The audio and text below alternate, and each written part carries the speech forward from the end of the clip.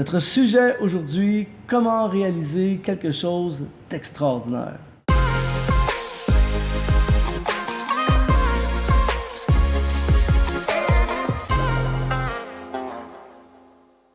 Bonjour, ici Luc Dumont pour exponentiel.net. Aujourd'hui, j'ai l'honneur, ça fait longtemps que je voulais le faire, j'ai l'honneur de recevoir le pasteur David Potier, qui est le pasteur fondateur de l'Église La Chapelle à Montréal. Bonjour, pasteur Salut Luc, David. ça va? Yes, sir. Yes. C'est bon de t'avoir. Merci d'avoir Content d'être accepté l'invitation. Ça me fait grand plaisir. Vous devez savoir que pasteur David Potier, on est amis depuis plusieurs années maintenant. Yeah. Mais le pasteur David Potier est quelqu'un d'extrêmement occupé. Mais en même temps, c'est un trésor caché. Vous savez, Exponentiel, nous vous aimons faire découvrir des trésors. Et le pasteur David Potier est un trésor caché qui va être de plus en plus découvert dans les années à venir. Mais vous devez savoir que le pasteur David est quelqu'un qui réalise, c'est pour ça que je voulais qu'on ait ce sujet ensemble, c'est quelqu'un qui, au fil des années, a tout ce qui touche tourne en or. Laissez-moi vous expliquer. C'est-à-dire que c'est quelqu'un qui réalise des choses extraordinaires. Il était plus jeune, tu as fondé un groupe de jeunesse, ou tu as dirigé un groupe de jeunesse à Sherbrooke, qui est devenu l'un des plus gros groupes de jeunes au Québec. Oui. Ensuite, tu es devenu le pasteur responsable des jeunes de Impact Jeunesse à l'Église Nouvelle Vie, et qui a connu sous ton leadership une croissance extraordinaire. Ça a explosé, ça a été fantastique. Ensuite, tu as fait partie de ceux qui ont initié et activé le groupe de musique Impact, qui est connu mondialement, qui fait partie de parmi les groupes de musique chrétienne les plus influents, les plus connus j'ai une petite part là-dedans, dans la francophonie. Donc, tu as participé à la naissance de ça, toi et d'autres personnes. Et ensuite, j'ai vu de mes yeux, j'étais là la première journée, le premier dimanche de la fondation. 7 avril 2013. 7 avril 2013, donc 5 ans plus tard, l'Église La Chapelle maintenant est connue, Impact Montréal. Vous avez maintenant 3 campus avec une équipe de leadership. Nous sommes d'ailleurs dans les bureaux de l'Église La Chapelle et avec une église extraordinaire qui touche maintenant, je ne sais pas combien de personnes, mais près de... Plus de 1600 personnes les dimanches maintenant. Imagine, ça commençait avec 0 au départ, ça commençait avec un rêve. Et tout ça pour dire que tu es toujours impliqué dans quelque chose d'extraordinaire. En fait, quand tu commences quelque chose ou tu t'impliques dans quelque chose, ça finit par quelque chose d'extraordinaire. Alors, je me suis dit, il faut absolument que tu viennes participer à Exponentiel pour nous expliquer, parce que nous, c'est ce que nous voulons activer, c'est ce que nous voulons créer, c'est ce que nous voulons voir prendre place. Moi, c'est ce que je veux vivre dans ma vie. Je ne veux pas juste faire des choses, mais j'aspire à faire des choses extraordinaires. Alors, j'imagine que ce n'est pas le fruit du hasard, tout ce que tu vis, et surtout que c'est sur plusieurs choses que tu as fait jusqu'à maintenant. Alors, la grande question aujourd'hui, c'est comment réaliser quelque chose d'extraordinaire? Je commencerai par dire que faut que tu sois à la place que Dieu te veut. Il y a plein de gens qui ont des rêves, mais c'est pas leur rêve. C'est le rêve de quelqu'un d'autre. C'est fort. C'est le rêve que quelqu'un d'autre avait pour eux. C'est le rêve que sa grand-mère avait pour lui. C'est le rêve que sa mère avait pour lui, que son père. Mais c'était pas le rêve que Dieu avait pour lui. Puis le rêve que Dieu a pour toi est intimement connecté à ce que Dieu a posé en toi. Il y a trop de gens qui vivent les rêves de quelqu'un d'autre. Donc, tu peux pas être dans le succès, tu peux pas avoir la faveur de Dieu si t'es pas dans ce que Dieu t'appelle, mais dans ce que quelqu'un d'autre te voit. Donc, ça, c'est la première chose. Je crois que la faveur vient quand tu es dans ce que Dieu te demande. Ça, c'est la première chose. Donc, toi, tu t'expliquerais une grande partie du fait que les choses sont devenues extraordinaires parce que tu as vraiment cherché à faire des choses qui étaient de l'intérieur vers l'extérieur. Oui. Je cherche à faire seulement des choses que Dieu m'appelle à faire. Et c'est pas... Je pousse pas ça à l'extrême de me demander si je dois me brosser les dents ou si je mange des légumes ou... C'est pas... Mais dans les grandes questions de ma vie, dans les grandes orientations de ma vie, vraiment, je ne veux faire que ce que Dieu bénit. Et si j'ai pas le sens que Dieu est vraiment avec moi dans quelque chose, je veux pas le faire. Puis comment tu sais, sans élaborer trop, parce que je sais que c'est un sujet sur lequel on pourrait faire une autre capsule, Oui. mais comment tu sais à la base que c'est cette chose-là, Dieu est là-dedans? Je crois que une des façons de savoir si on est vraiment dans ce que Dieu nous demande, c'est de faire vraiment un inventaire extrêmement honnête de nos motifs. Parce que tes motifs, tes motivations intérieures sont l'élément déterminant, à mon avis, dans ta capacité à entendre la voix de Dieu. Si tes motifs sont pas purs, si tu poursuis les choses pour toi-même, puis c'est un combat, je comprends qu'on a tous un mélange de motifs purs et impurs et que Dieu est toujours en train d'épurer ça. Ouais. Mais que si tu n'as pas la capacité vraiment de tout remettre à Dieu puis de vraiment faire juste ce que Dieu veut, tu ne seras pas capable d'entendre et tu vas manquer de discernement et tu vas te lancer dans les choses que Dieu t'a pas appelé à faire finalement. Fait que ça c'est la base, je dirais. Sois dans ce que Dieu te demande de faire. Ça, c'est la base. Mais après ça, il y a d'autres choses qu'on peut ajouter là-dessus, bien sûr. Donc, ce serait, selon toi, un des premiers éléments à la réalisation définitivement. de quelque chose d'extraordinaire. Ensuite, je dirais des choses extraordinaires. Il n'y a personne qui en fait. Le seul que je connais qui fait des choses extraordinaires, c'est Dieu. Dieu fait des choses extraordinaires. Y a-t-il quelque chose qui soit étonnant de la part de l'Éternel? Bien, la réponse, c'est non. Il n'y a rien qui est étonnant de la part de Dieu. Dieu peut tout, Dieu connaît tout, Dieu sait tout, Dieu est Dieu. Alors, quand quelqu'un fait des choses extraordinaires, en fait, c'est juste une apparence.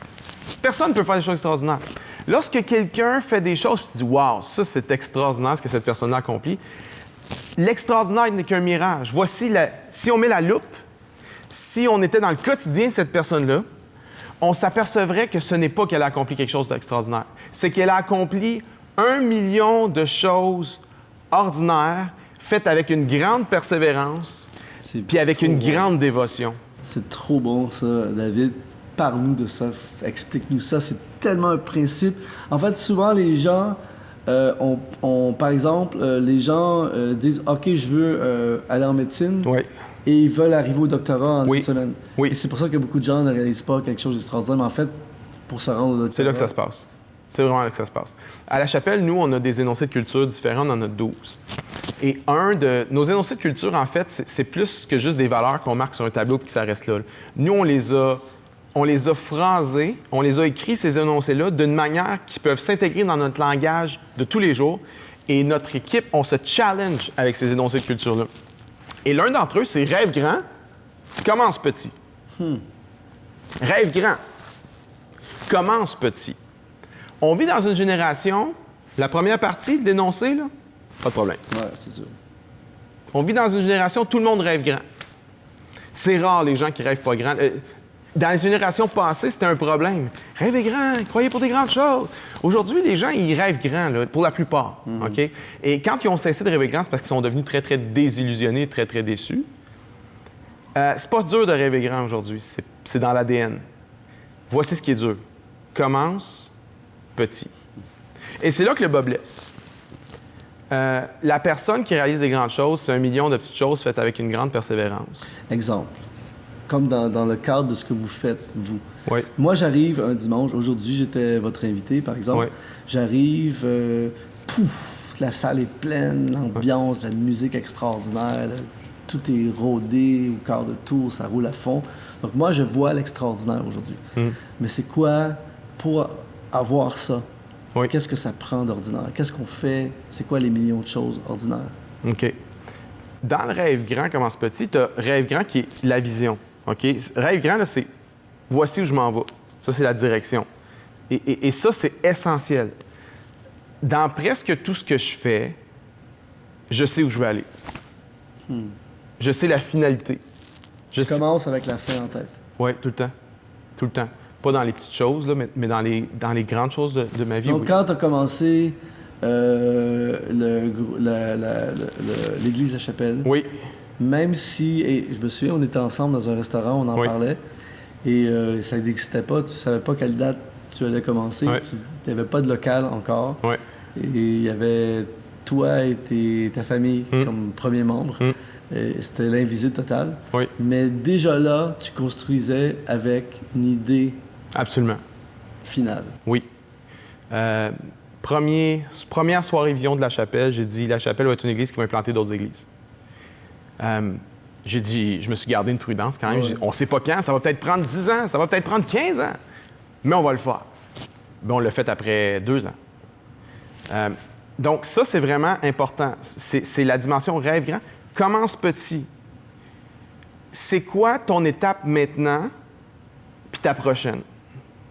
Les gens sont dans la finalité, mais souvent, les gens manquent de discerner c'est quoi mon étape actuelle puis c'est quoi ma prochaine.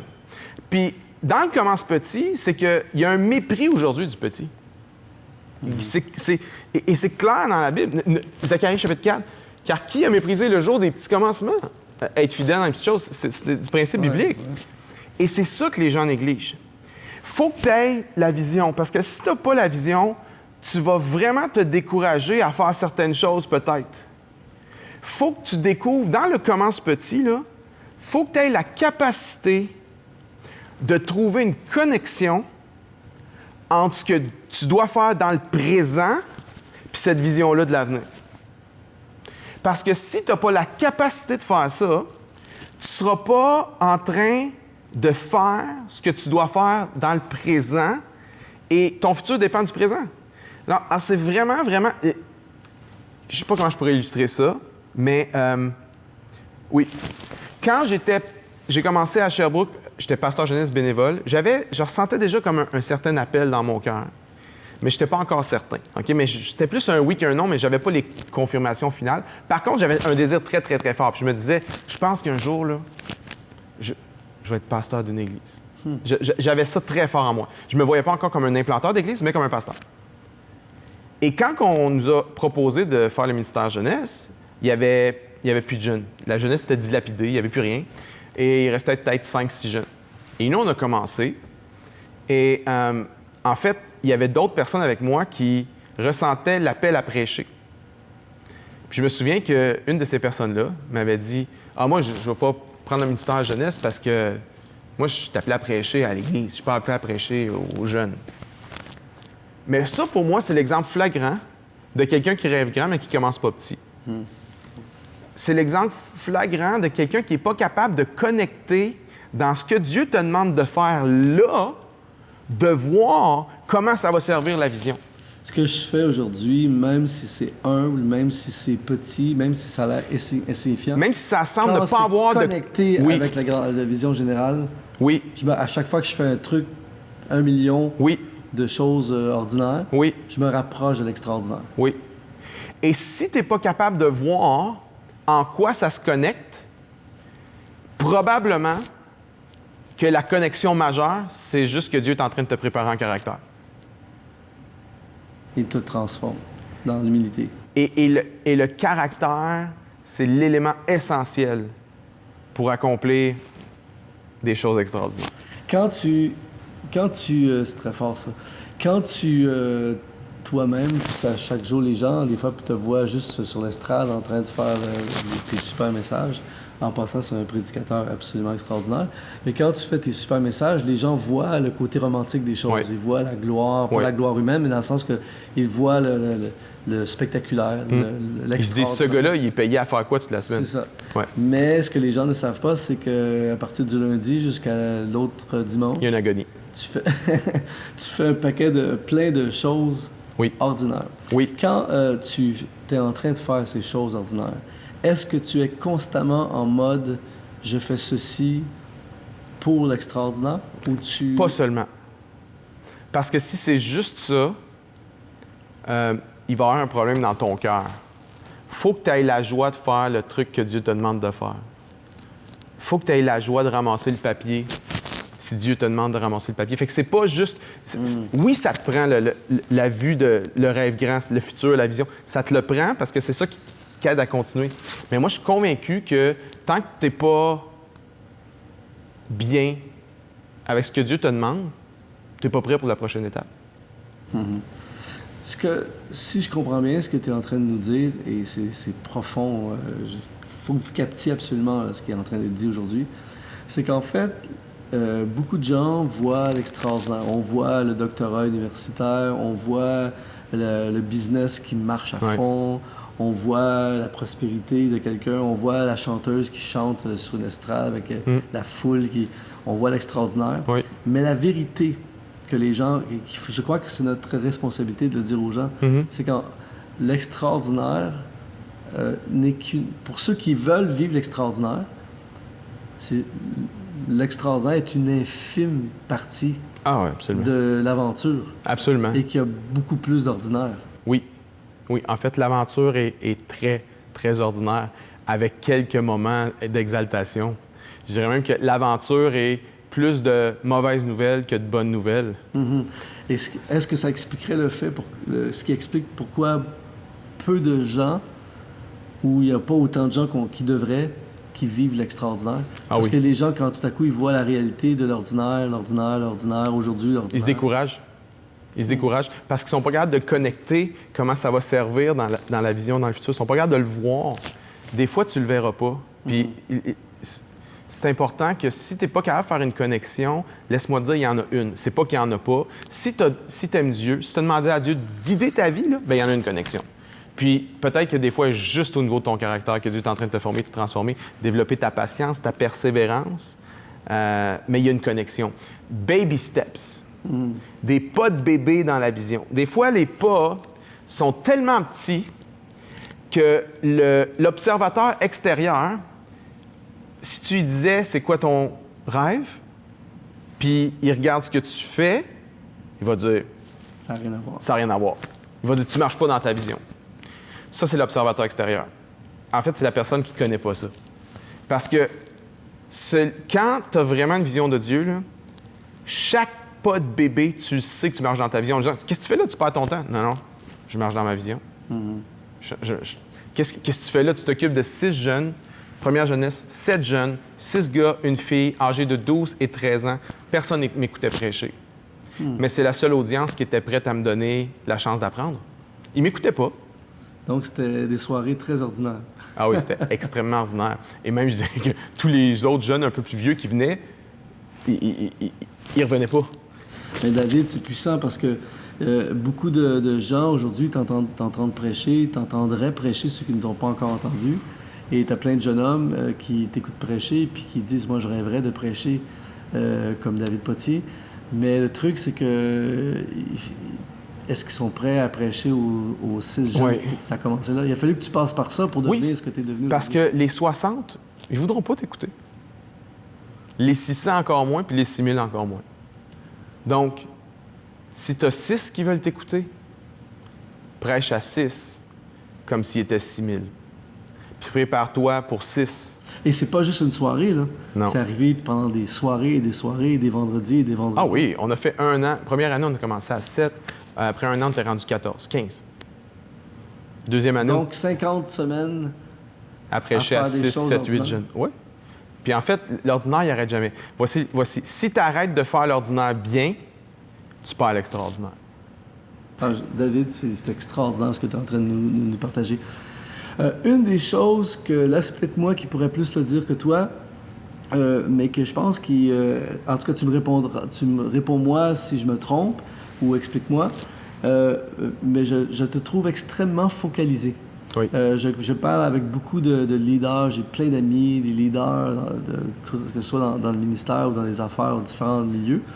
Et tu es une des personnes, dans toutes les personnes que je connais, et je connais pas tout le monde, mais dans toutes les personnes que je connais, tu es l'une des personnes les plus focalisées que je connais. Tu n'as aucune difficulté à dire non. Oui. Peut-être que tu as de la difficulté, mais vu de l'extérieur, j'ai travaillé très fort pour qu'on soit assis ensemble ici aujourd'hui. Et puis, prédicateur, comme tu es, tu pourrais prêcher partout. Et tu es à Montréal. Oui. Tu prêches les 3 campus, et à l'occasion, tu sors. Oui. Est-ce que je me trompe en disant que tu es focalisé? Et 2, est-ce que c'est connecté au fait de réaliser des choses extraordinaires? C'est vrai que je suis extrêmement focalisé et c'est extrêmement connecté à l'extraordinaire. Extrêmement. Donc, c'est intentionnel, ah oui. ton focus. Tu peux pas toucher le monde si tu ne touches pas ta ville.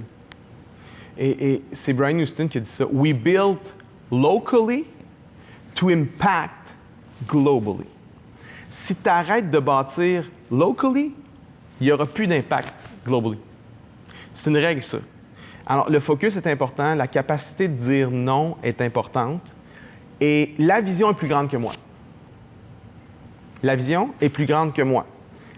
Ce que ça fait, c'est que je dis non à plein de choses qui seraient bonnes pour David Potier, mais qui ne sont pas nécessairement aidantes pour la vision. Alors, je dis non. Est-ce que c'est facile? Parce que les gens, des fois, c'est quelqu'un qui fait quelque chose de bien, ça a toujours l'air facile.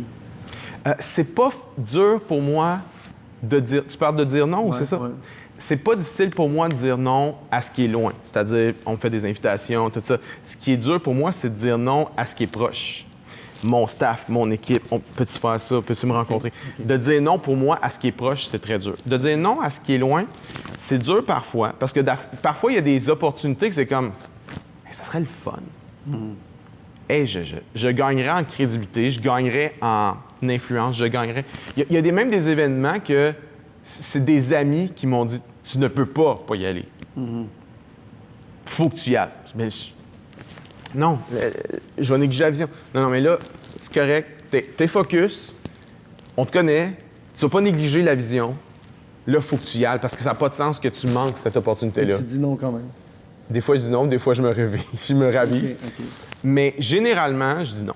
Généralement, je dis non. Si ça ne sert pas la vision, je dis non parce que la vision est plus grande que moi.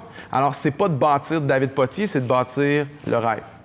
Le rêve que Dieu m'a donné, c'est pas mon rêve, c'est le rêve de Dieu. Et je dois pas utiliser ce rêve-là. Je dois servir ce rêve-là. Puis ça implique des fois de dire non à des choses qui sont vraiment intéressantes. Des fois de dire non à des choses payantes. Des fois de dire non à de l'exposure. Mais dès que tu arrêtes de faire ça, tu te mets à enseigner les gens sur quelque chose qui se passe plus chez toi. Et là, tu perds ton autorité. Je pourrais t'écouter pendant des heures. C'est absolument... Cet homme a un contenu... on va travailler ensemble, vous et moi, pour qu'on l'avoir sur d'autres capsules, c'est sûr. En conclusion, David, il y a plein de gens qui nous regardent, de différents milieux, de différents pays, il y a des gens d'affaires qui nous regardent, il y a des étudiants qui nous regardent, il y a des leaders, il y a des pasteurs, il y a toutes sortes de gens, des hommes, des femmes qui nous regardent. Et une grande majorité rêve de réaliser quelque chose d'extraordinaire, que ce soit dans leurs études, que ce soit dans leur famille, dans leur business, dans leur église, dans leur ministère, dans différentes sphères. Et puis, moi, je dis presque ça à chaque interview que je fais. Moi, j'ai la chance d'être assis avec toi. On a mangé ensemble tout à l'heure. J'ai la chance de te poser des questions, de soutirer ta sagesse, tout ça. Malheureusement, tout le monde n'a pas cette chance. Mais là, ils sont avec toi.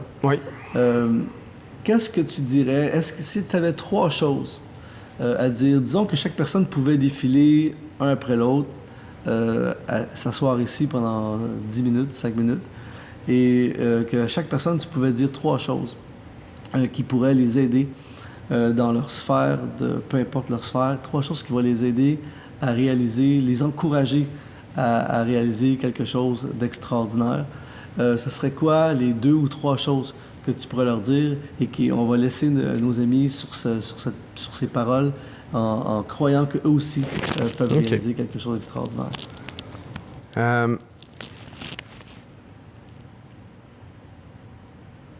Aie pas peur de l'ordinaire. C'est très puissant. C'est dans l'ordinaire que Dieu accomplit des choses extraordinaires. Sois fidèle dans l'ordinaire. Ne méprise pas l'ordinaire. Tout se joue là. Tout se joue là. Il n'y a pas de limite à ce que des gens peuvent faire s'ils sont fidèles dans cet ordinaire-là. Mais c'est pas juste d'être fidèle dans n'importe quoi, dans tout. C'est qu'au début, tu essayes plein de choses, tu touches à toutes sortes de choses. Mais à un moment donné, il y a quelque chose que tu touches, que tu le fais, ça, là, il y a une faveur quand tu le fais. Quand tu touches à ça, tu es comme Joseph. Ça peut être quelqu'un qui prie pour les gens. Mais moi, je vais prier pour la personne, elle va être bénie. Un autre va prier pour la personne. Ah, merci, c'est gentil. Mais cette personne-là, elle prie pour la personne. Puis la personne est déchirée en morceaux, elle tombe à genoux. Wow, tu m'as parlé, Dieu m'a parlé. Peu importe c'est quoi, c'est qu'à un moment donné, il y a quelque chose que ça, quand tu le fais, et voici mon conseil, c'est que faut que tu sois extrêmement fidèle dans l'ordinaire à faire ça et ne pas écouter les voix de la société qui nous entoure. Les voix du monde chrétien qui nous entoure. Parce que voici c'est quoi le problème de la plupart des gens, moi, je crois. Je crois que les gens manquent leurs rêves parce qu'ils ne sont pas prêts à accepter qui ils sont. Parce que, étant donné qu'on vit dans un monde où il faut que tout soit glamour, si ton rêve, ton habileté, ton sweet spot, et si c'est pas public, c'est ça. et si c'est pas sous les caméras, et si c'est pas sous les spotlights, et si on va pas t'applaudir, et si tu deviens pas célèbre, et très peu d'entre nous ont un appel à être connus. Oui, la majorité. Et en fait, souvent, les gens qui sont connus, ils ne cherchaient même pas à l'être au départ. Mais très peu de gens réalisent que c'est pas nécessaire. En fait, il ne faut même pas que ça soit quelque chose de glamour, quelque chose de vu. Non, non. Accepte ce que tu es bon dedans. Si c'est d'encourager le monde, deviens le meilleur encourageur de l'histoire de l'humanité. Yes, c'est bon, David. Deviens le meilleur dans ça. C'est ça. Et même si c'est pas vu ou applaudi, va là-dedans, focus là-dedans, rêve grand là-dedans et commence petit là-dedans. Merci. On a parlé trop longtemps, je pense. Merci. Ah, c'est fantastique. Ça vaut la peine. Je suis sûr que tout le monde est suspendu à tes lèvres. Moi, je suis suspendu à tes lèvres. C'est vraiment extrêmement bon. Et ce qui est hyper encourageant, c'est que ça devient accessible. Parce que tout ce que tu nous as dit, on peut le faire. On peut tous faire quelque chose d'ordinaire. Oui. Et puis si on persiste à bien faire quelque chose d'ordinaire, absolument, ça finit par quelque chose d'extraordinaire. Oui. Oui. Merci, pasteur David Potier. Hey, ça me fait plaisir, mon ami. Je vais me battre pour faire d'autres interviews avec toi. On va remettre ça. C'est sûr. Si vous avez été inspiré, si vous avez été activé, deux choses. Premièrement, comment on peut écouter tes messages? Je crois que c'est disponible sur Internet. Qu'est-ce qu'on fait? www.lachapelle.me, c'est notre site web. Nos messages sont là. La Chapelle dans un seul mot. Oui. .m comme maman. Oui, voilà. Lachapelle.me, vous allez écouter les messages. C'est juste de ça, sans arrêt. Et puis, si vous avez été inspiré, on a plein d'autres vidéos comme ça. Vous cliquez sur « S'abonner » maintenant. Vous faites des j'aime à fond pour cette interview. Et merci, David Potier. Ça me fait plaisir, mon ami. C'est un honneur de te recevoir. L'honneur était pour moi, mon homme. Énormément inspiré. Nous vous disons à très bientôt. Bye!